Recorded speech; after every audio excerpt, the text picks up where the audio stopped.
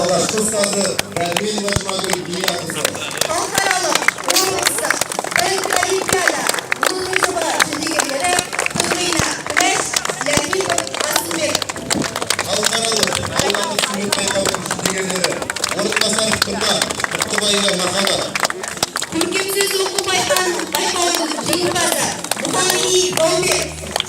Аудандық спорт турнирлерінің жеңімпаздары Күлжан Мәди, Сұлтанов Абай, Нұралин Ғалибек, Сақыпа Назерке, Күлжан Мұхамедали, Айрулин Аружан, Исқара Аяқұлов, Насыран Күлжан.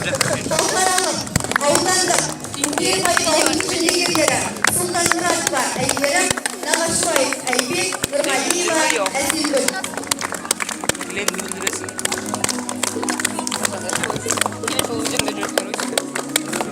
Бізге қатысында